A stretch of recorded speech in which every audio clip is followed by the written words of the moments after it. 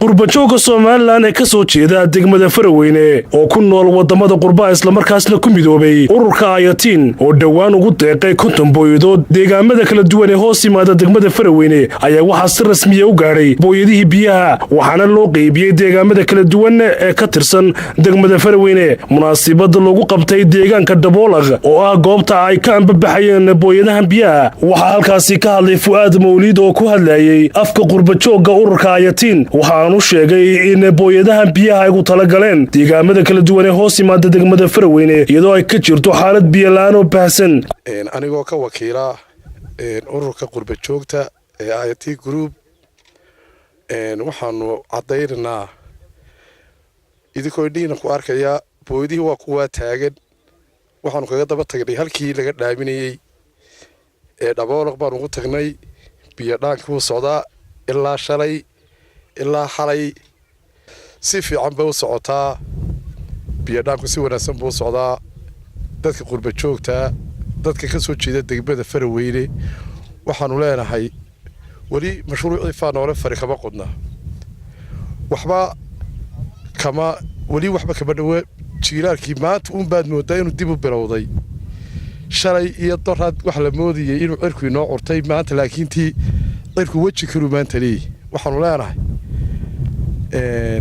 qurbajoogta iyo xukuumadda in fadhiga laga kaco oo degmada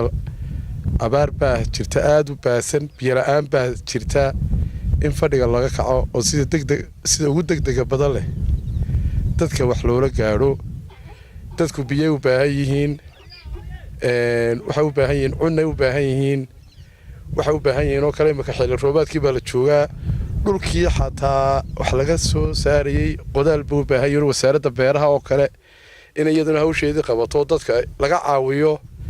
qodaalka beeraha oo kale ayaa loo baahan yahay waxaan mar labaad iyo mar saddexaad ku celinayaa jiilaalku wuu adag yahay xaaladdu aad bay u adagtay nin waliba waa inuu ku talagalaa degmadu ka soo jeeday maanta waxa abaarta iyo boorka iyo baabuurta waad arkaysaan boorka ku maran waxa weeyaan biyo la'aan halkii u dambeysay bay taagan tahay waxa weeyaan habeenkiina waxa laga dhaamiyaa Daboolaq dooxa laga dhaamiyaa baabuurta maalintiina xoolaha cabba oo imika baabuurta xalay oo dhan bay dhaaminaysay maanta imika xoolihii baa cabaya dooxii uu biyo yareeyay oo aad buu dooxii u biyo yareeyay haddaan gacanta ilaahay baa lagu dhargaaday gacan yacni wax faraj degdega aanu ilaahay inoo keenin way adag tahay xaaladdu gudoomiyaha degmada Faraweyne Maxamed Abiib Sikaawi iyo madaxa waxbarashada degmada Faraweyne Maxamed Cali Xuseen oo halkaasi ka hadlay ayaa si wada jir ah uga hadlay baahiyaha kala duwan ee dhinaca biyaha ee ka jira degmada Faraweyne wali waxa socdo oo shaqadoodii lagu jira kontonkii booyadood ee qurbajooga ururka Ayatiin ay nagu wareejiyeen 10kii bisha oo intoodii badneed la shubay halka waxa taagan imika 10 booyadood oo 10 tuulo imika u kala baxaya waxa weeyaan qoladan Fuaad iyo teamkoodana waxay maanta markhaati ka soo noqonayeen in lacagtii ay noo dhiibeen iyo muxuu ahaayay deeqda ay nagu wareejiyeen inay sideedii u socoto ilaahay idinkiisana annagana ilaahay idinkiisa halkii loogu talagalay baanu gaarsiinaynaa bidmillaahi kariim waxaan rajaynaynaa ururka Ayatiin waa markii ugu horeysay ee qurbajooga degmada Faraweyne ay sidaa iyagoo u abaabulan deeqda inta la gacanta laxaad kale ay ka geystaan degmada Faraweyne waxaanu saleenahay waxba kama dhawa biyo dhaamkiina roobkiina ma helin oo degmadii waa biyo laadahay wali oo daruurihii maalinta dhow daay meelo fog bay ka deeyeen oo aan degmada Faraweyne ka baxsan biyo la'aan baa wali ka taagan baahidii kala taagan oo iyaduna u baahan runtii in gacmaha la isku qabsado oo ay waliba qurbajoog wax badan ka qabtaan ana aamsanahay in aan dawladdu waxba u qaban karin haddii aan dadkeegu isku tashanin oo aan gacmaha isku qabsanin waxaan leenahay ilaahay idinkana meesha ka soo saarteen lacagta biyaha ku dhaamiseen wax ka khayr badan ha idinku bedelay dadkiina u soo damqada oo haday tahay waxbarashada iyo caafimaadka iyo goobo biyaha qabto oo loo dhameystiro adeegyada bulshada deegaanku aad buu uga radan yahay runtii markaa ina maanta dareenteen oo wax ilaahay loogu mahadiyo soo dadaala dadkiina wax ku soo celiya aad iyo aad baan ugu mahadsantiin tii koobaadna yaanay noqonine ka sii badiya oo dadaalka sii wada tuhun badan baa la idin gelinayaa deegaanku aad buu magac weyn yahay marka la ilaa qurbajoogtii reer Faraweyne waa saameyn aad u fara badan marka insha Allah waxaan rajeynayaa inaad intan in ka badan soo qaar ka mid ah odayaasha deegaanka Daboolaq iyo Carramadow oo halkaasi ka hadlay ayaa soo bandhigaya faa'iidada ay biyahan u yeelan doonaan bulshooyinka ku nool.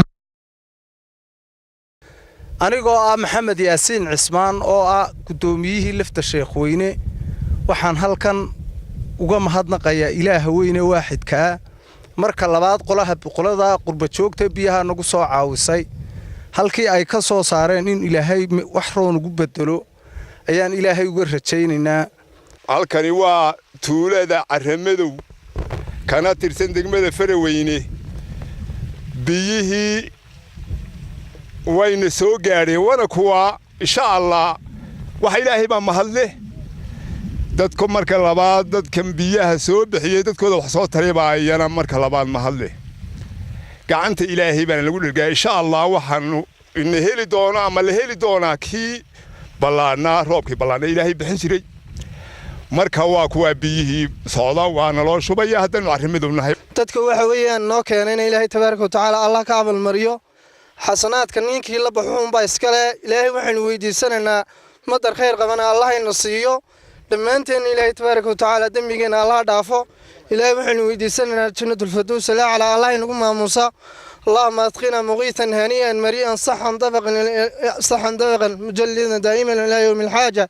intaasi kadib waxaa si rasmi ah loo qeybiyay booyadaha biyaha oo dadka deegaankaasi ku nool loogu shubeeyay baraagahooda oo qaar ka mid ah in muddo aan wax biyo aan helin isla markaasna ay ka muuqatay xaalad biyo la'aan oo ay u baahnaayeen dadkaasi. iyadoo dhawaan qurba joogga Soomaaliland ee ka soo jeeda degmada Faraweyne isla markaasna ku midoobay ururka Ayatiin